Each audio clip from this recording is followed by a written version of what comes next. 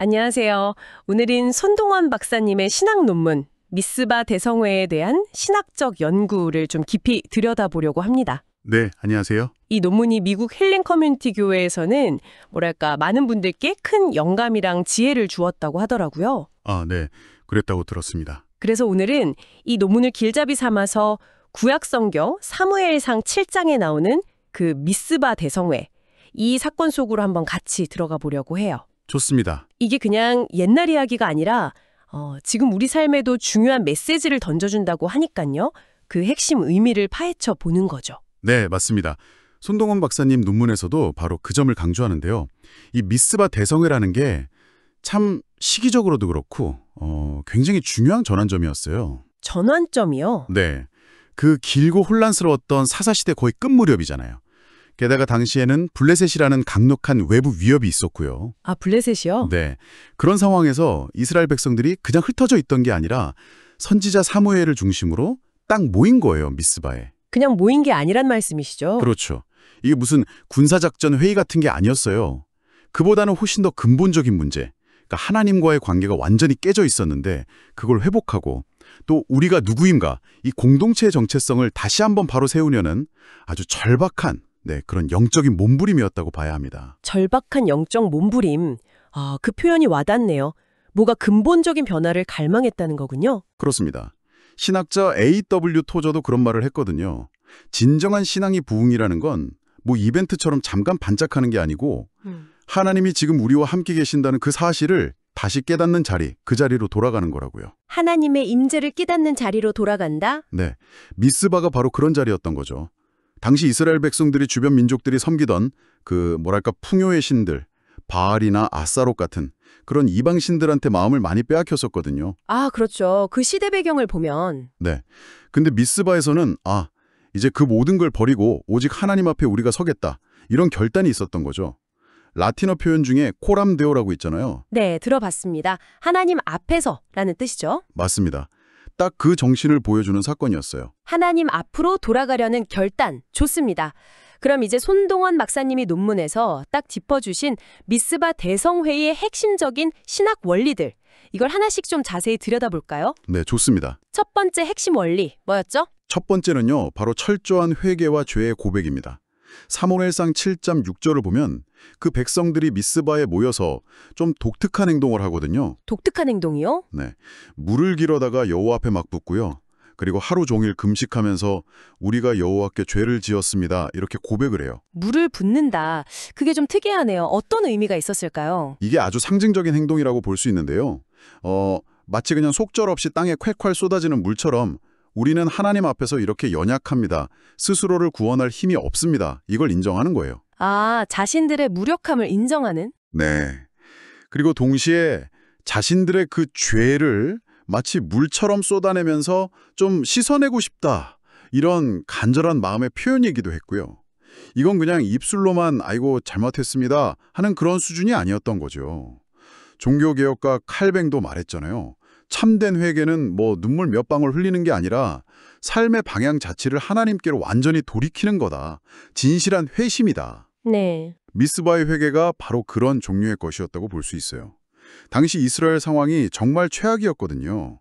영적 지도자였던 엘리 제사장 가문은 타락할 대로 타락했지. 그렇죠. 사무엘상 앞부분에 나오죠. 네, 심지어 하나님의 임재의 상징이라고 할 수 있는 그 언약궤마저 블레셋한테 빼앗긴 상태였잖아요.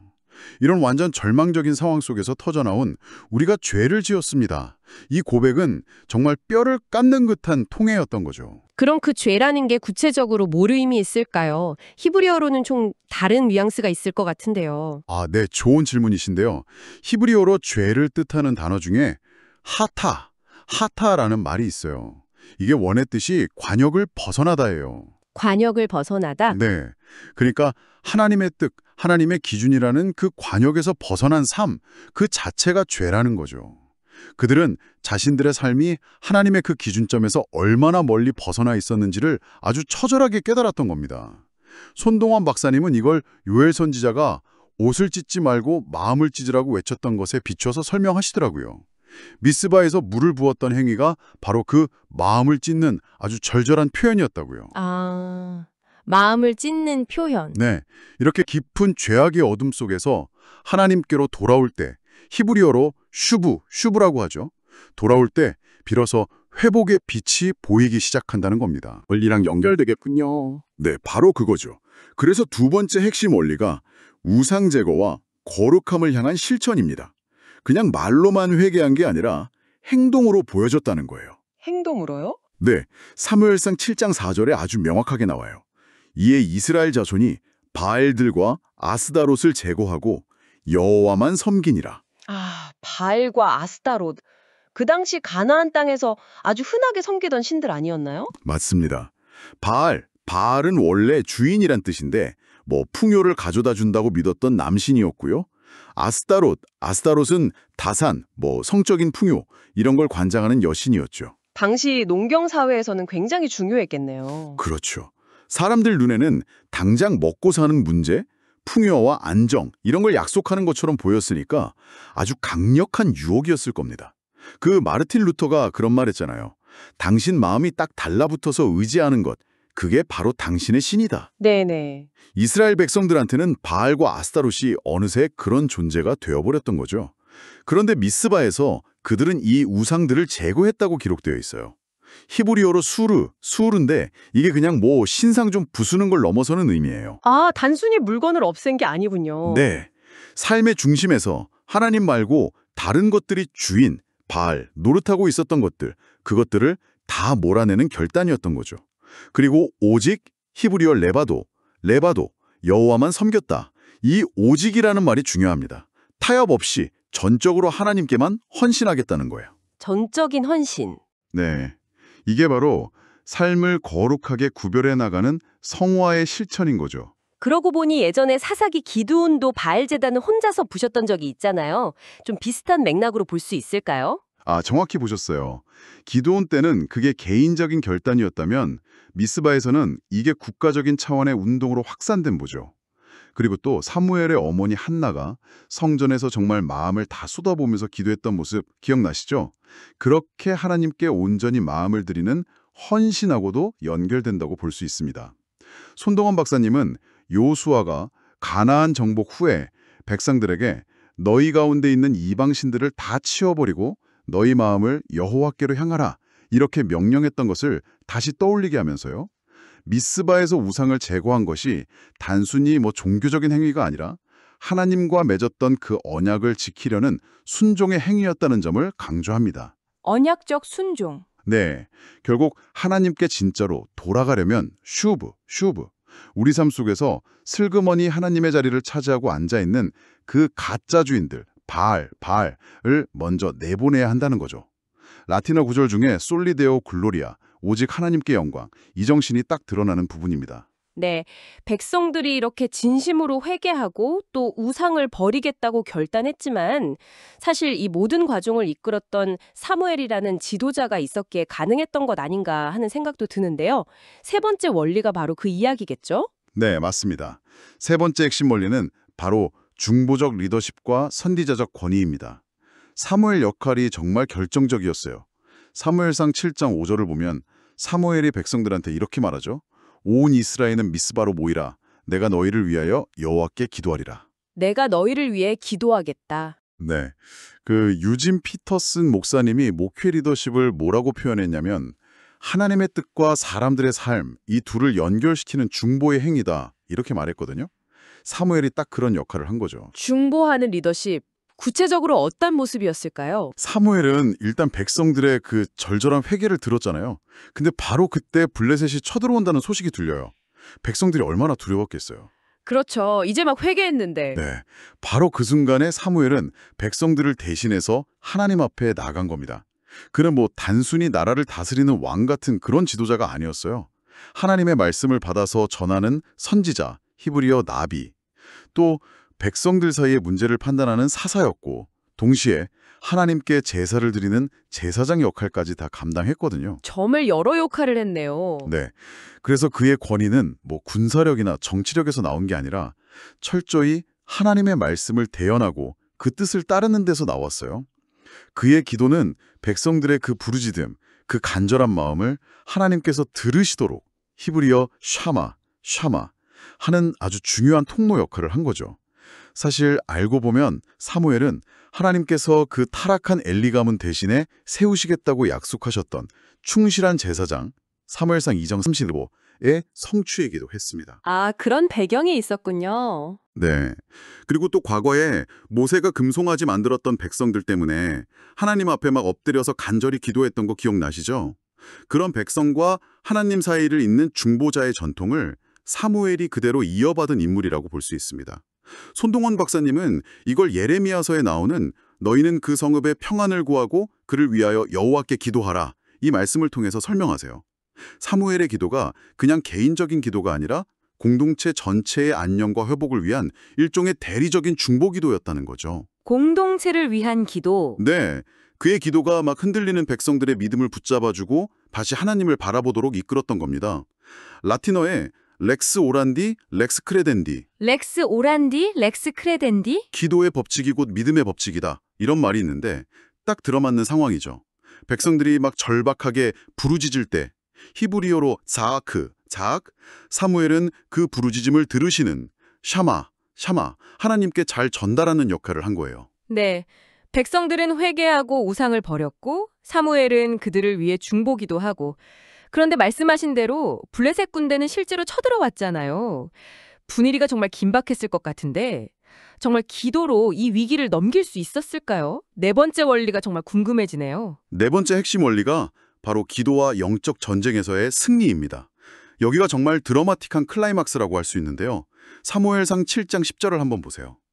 사무엘이 백성들을 대표해서 하나님께 번제를 드리고 있을 바로 그 순간 블레셋 군대가 공격해 들어옵니다. 정말 절체절명의 위기죠. 와, 타이밍이 정말. 그렇죠. 그런데 그때 갑자기 하늘에서 큰 우레소리, 히브리어로 콜가돌이라고 하는데 이게 터져 나오면서 블레셋 군인들이 완전히 혼란에 빠져버려요. 우왕좌왕하는 거죠. 우레소리도요. 그래서 이스라엘 백성들은 뭐 제대로 칼 한번 휘둘러 보기도 전에 엄청난 승리를 거두게 됩니다. 와, 진짜 영화 같은데요? 이건 뭐 인간의 힘으로는 도저히 상상할 수 없는 승리네요. 맞습니다. 그 영성과 오스왈드 챔퍼스가 이런 말을 했어요. 기도는 우리를 더 위대한 일에 적합하게 만드는 것이 아니라 기도 자체가 더 위대한 일이다. 기도 자체가 더 위대한 일이다. 네. 미스바 상황이 딱 그걸 보여주는 거죠. 그때 이스라엘에게 가장 필요했던 건 뭐 더 많은 군사나 더 좋은 무기가 아니었어요. 바로 사무엘의 기도 그리고 백성들의 그 간절한 부르짖음이었던 거죠. 백성들은 그 위협 앞에서 정말 절박하게 하나님께 부르짖었고 히브리어 자아크. 사무엘은 자신의 모든 것, 백성 전체를 하나님께 온전히 드린다는 의미의 번제, 히브리어 올라를 드렸어요. 바로 그 예배와 기도의 순간에 하나님께서 직접 개입하셔서 승리를 안겨주신 겁니다. 아, 이건 인간의 전략이나 무기가 아니라 순전히 하나님의 능력으로 얻은 승리였고요. 참된 예배의 자리가 곧 영적 전쟁의 최전선이 될 수 있다는 걸 보여주는 아주 강력한 사례라고 할 수 있습니다. 뭐랄까 예전에 여호수아 시대의 이스라엘 백성들이 무기가 아니라 하나님의 말씀에 순종하고 함성을 지르는 것으로 여리고성을 무너뜨렸잖아요. 네, 그랬죠. 그것처럼 인간의 방법이 아닌 하나님의 방식으로 승리한 거죠. 또 사자굴에 던져진 다니엘이 기도했을 때 하나님께서 그를 지켜주셨던 것처럼 정말 극한의 위기 상황 속에서 드려진 기도가 초자연적인 하나님의 능력을 이끌어낸 겁니다. 손동원 박사님은 이걸 시편 50편 15절 말씀 환난 날에 나를 부르라 내가 너를 건지리니 네가 나를 영화롭게 하리라 이 약속이 미스바에서 그대로 성취된 현장이라고 설명하세요. 라틴어 데우스 불트 하나님께서 원하신다. 이 승리는 하나님께서 친히 싸우시기를 원하셨기에 가능했던 겁니다. 사무엘의 그 번제, 올라와 백성들의 간절한 기도, 테필라가 합쳐져서 하나님의 놀라운 개입을 이끌어낸 거죠. 정말 놀라운 경험이었을 것 같습니다. 이렇게 극적인 하나님의 도움을 받았다면 이걸 그냥 잊어버릴 수는 없었을 것 같아요. 분명히 뭔가 기념하는 행동이 있었겠죠? 마지막 5번째 원리가 혹시 그것과 관련이 있을까요? 네, 정확히 맞추셨습니다. 마지막 5번째 핵심 원리는 바로 구원의 기념비와 영원한 감사입니다. 사무엘상 7장 12절을 보면 사무엘이 그 큰 승리를 거둔 후에 기념으로 돌을 하나 세워요. 그리고는 선포하죠. 여호와께서 여기까지 우리를 도우셨다. 그리고 그 돌의 이름을 에베네셀이라고 부릅니다. 아, 에베네셀. 네, 찬송가 가사에도 나오고 많이 들어본 이름 같아요. 도움의 돌이라는 뜻이죠. 네, 맞습니다. 히브리어로 에벤하에제르, 정확히는 도움의 돌이라는 뜻이죠. 이 돌은 이스라엘 백성들이 자기들 힘으로는 도저히 이길 수 없었던 그 한계 상황에서 오직 하나님의 도우심, 히브리어 아자르 덕분에 승리했다는 것을 영원히 기억하기 위한 기념비였어요. 아까 A.W. 토저 이야기를 잠깐 했는데 그분이 이런 말도 했거든요. 많은 사람들이 여전히 고민하고 실수하는 이유는 그들이 아직 자기 자신의 한계, 즉 스스로의 끝에 도달하지 않았기 때문이다. 스스로의 끝에 도달하지 않았기 때문이다. 네. 이스라엘 백성들은 미스바에서 바로 그 자기들의 끝을 처절하게 경험한 거예요. 그리고 바로 그때 하나님의 도우심을 붙잡았던 거죠. 에벤에셀은 바로 그 경험의 증표입니다. 그리고 이 에벤에셀 돌은 단순히 과거에 하나님 이렇게 도와주셨었지 하고 추억하는 데서 그치는 게 아니에요. 여기까지 히브리어 아데헤나 도우셨다는 말 속에는 과거에 이렇게 도우셨으니 앞으로도 계속해서 우리를 도우실 것이다 라는 미래에 대한 소망과 감사가 함께 담겨있는 표현입니다. 아, 미래에 대한 소망까지. 그렇죠. 그리고 이 승리가 인간의 노력이나 공로로 얻어진 게 아니라 전적으로 하나님께서 주신 것임을 분명히 하면서 오직 하나님의 은혜에만 감사하게 만드는 아주 중요한 역할을 하는 거죠. 그러고 보니 구약의 다른 인물들도 돌을 세우는 경우가 있었잖아요. 야곱이 베델에서 돌을 세우고 그런 전통과도 연결되는 거군요. 네, 그렇습니다. 하나님의 특별한 임재나 약속, 도우심을 경험했을 때 그것을 잊지 않기 위해 돌과 같은 가시적인 기념물을 세우는 것은 구약의 오랜 전통이었죠. 또 다윗도 시편에서 나의 힘이 되신 여호와여 내가 주를 사랑하나이다. 시편 18.1 이렇게 고백하면서 하나님의 도우심, 아자르를 계속 찬양하잖아요. 그런 신앙 고백과도 맥을 같이 하는 겁니다. 손동원 박사님은 이사야서 46장 4절 너희가 노년에 이르기까지 내가 그리하겠고 백발이 되기까지 내가 너희를 품을 것이라. 내가 지었은즉 업을 것이요 품을 것이요 구하여 내리라. 이 말씀을 인용하시면서 에벤에셀이 단순히 과거의 사건 기념이 아니라 과거부터 현재를 거쳐 미래까지 영원히 이어질 하나님의 신실한 돌보심과 구원의 약속을 보여주는 증거라고 설명합니다. 하나님의 변함없는 돌보심의 약속. 네, 라틴어 그라티아스 데오, 즉 하나님께 감사합니다라는 고백이 바로 이 에벤에셀의 정신이라고 할 수 있겠죠.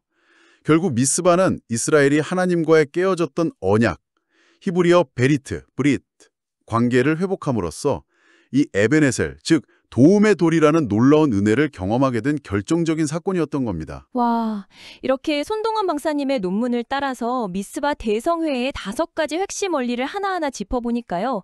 이게 정말 그냥 옛날 이야기가 아니구나. 오늘 우리에게도 정말 큰 울림을 주는 메시지구나 하는 생각이 확 드네요. 그렇죠. 저도 이 논문을 보면서 그런 생각을 많이 했습니다. 그럼 이 전체 내용을 우리가 어떻게 좀 정리하고 또 지금 우리의 삶에 구체적으로 적용해 볼 수 있을까요? 네, 손동원 박사님의 논문은 이 미스바 사건을 여러 신학적인 렌즈로 아주 입체적으로 조명하고 있는데요. 아주 짧게 요약해보자면 이렇습니다. 먼저 구약학적인 관점에서는 신명기 30장 2절 말씀처럼 이스라엘 백성들이 하나님과 맺은 그 언약, 베리트의 기초에서 전적인 순종과 회개를 통해 무너진 공동체를 다시 세우려고 했던 시도로 보는 거고요. 네, 언약 회복. 그리고 신학학적인 관점에서는 누가복음 24장 47절 같은 말씀에 비춰볼 때 미스바에서 보여준 그 회개, 슈브, 즉 하나님께로 돌아선 것이 나중에 예수 그리스도를 통해 완성될 근본적인 마음의 변화, 헬라어로 메타노이아라고 하죠. 그 메타노이아의 예표, 그림자 같은 역할을 했다고 보는 겁니다. 아, 메타노이아의 예표. 네, 마지막으로 조직신학적인 관점에서는 고린도후서 7장 10절 말씀처럼 미스바 공동체가 하나님께 부름받은 공동체, 즉 교회의 원형, 에클레시아로서 죄에 대해 거룩한 근심을 함으로써 구원에 이르는 참된 회개를 이루는 교회의 본질적인 모습을 미리 보여준 사건이라고 해석할 수 있습니다. 와, 정말 다각도로 의미를 살펴볼 수 있네요.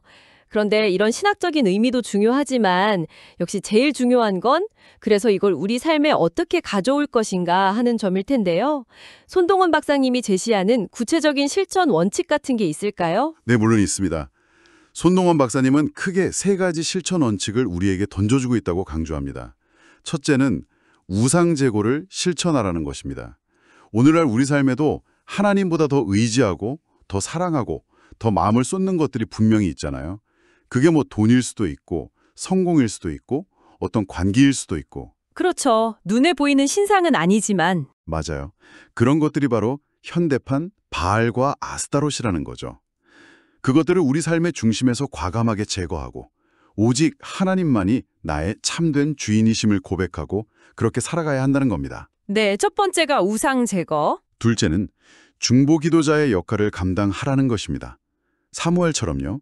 그냥 내 문제, 내 기도 제목만 가지고 씨름하는 게 아니라 내가 속한 가정, 또 교회, 더 나아가 우리 사회가 겪고 있는 어려움과 위기 앞에서 하나님과 그 문제 사이에 서서 기도하는 사람, 즉 중보자의 역할을 우리가 감당해야 한다는 거죠. 중보 기도자의 역할 중요하죠. 마지막 셋째는 에베네셀 신앙으로 살아가라는 것입니다. 에베네셀이 도움의 돌이었잖아요. 과거에 여기까지 나를 도우셨던 그 하나님의 은혜, 나만의 에베네셀을 잊지 않고 기억하면서 늘 감사하는 겁니다. 그리고 그 기억을 발판 삼아서 지금 겪고 있는 어려움 속에서도 또 앞으로 다가올 미래에도 하나님께서 반드시 나를 도우실 것이라는 확신과 소망을 가지고 살아가라는 거죠. 우상 제거, 중보 기도, 그리고 에베네셀 신앙. 정말 다 오늘 우리 신앙생활에 꼭 필요한 실천들이라는 생각이 드네요. 그렇습니다. 그 20세기의 순교자이자 신학자인 디트리히 보네파가 이런 말을 남겼어요. 그리스도께서 한 사람을 부르실 때 그는 그에게 와서 죽으라고 명령하신다. 와서 죽으라. 좀 강한 표현인데요. 네, 이게 뭐 육체적인 죽음만을 의미하는 게 아니라 매일매일 회개하는 행위 속에서 우리의 옛 자아, 그 죄된 본성이 죽는 것을 의미한다고 설명했죠. 미스바에서 보여준 회개는 그냥 뭐 감정적인 해소나 카타르시스가 아니었어요. 바로 이 옛사람의 죽음을 요구하는 어쩌면 굉장히 값비싼 순종의 모델이었던 겁니다. 백성들이 공동체적으로 자신들의 죄를 하나님 앞에 숨김없이 자백, 히브리어 호다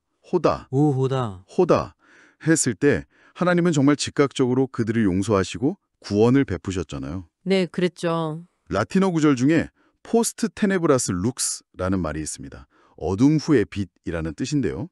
미스바는 정말 깊은 영적 어둠 속에서 이스라엘의 진심으로 하나님께로 돌아섰을 때 슈브 혹은 메타노이아 하나님께서 그들의 부르짖음을 외면하지 않으시고 들으시고 샤마 구원의 빛과 실제적인 도움 에베네셀을 베푸신 놀라운 소망의 현장이었던 것입니다. 네. 오늘 손동원 박사님의 논문 미스바 대성회에 대한 신학적 연구를 통해서 함께 살펴본 이 미스바 사건은요. 정말 단순한 어떤 군사적인 승리의 기록이 아니라 이스라엘이라는 신정 공동체가 그들의 근본적인 영적 정체성을 회복한 아주 중요한 사건이었음을 다시 한번 확인하게 됩니다. 맞습니다. 철저하게 회개하고 삶의 우상을 제거하고 또 공동체를 위해 중보하는 리더십이 있었고 그 기도를 통해 하나님께서 직접 개입하셨고 그리고 그 은혜를 잊지 않고 감사하며 기념했던 것. 이 5가지 원리들은 오늘날 우리 개인과 공동체가 여러 위기와 도전 앞에서 꼭 붙들어야 할 영적 갱신의 핵심 원리들이라는 생각이 듭니다. 네, 그렇죠. 그리고 에베네셀, 도움의 돌은 시간을 초월해서 오늘 우리에게도 여전히 하나님의 신실하심과 그 구원의 능력을 생생하게 증언하고 있는 것 같습니다. 오늘 손동원 박사님의 논문을 통해서 미스바 대성회라는 사건 속으로 아주 깊이 한번 들어가 보았습니다. 어떠셨나요? 이제 마지막으로 이런 질문을 한번 던져보면서 오늘 이야기를 마무리할까 합니다. 미스바에 세워졌던 그 도움의 돌처럼 여러분의 삶에서 하나님의 특별한 도우심을 구체적으로 기념하고 또 기억할 수 있는 여러분 자신만의 에베네셀은 과연 무엇일까요? 잠시 한번 떠올려 보시는 것은 어떨까요? 오늘 저희의 탐구는 여기서 마무리하겠습니다. 감사합니다. 네, 감사합니다.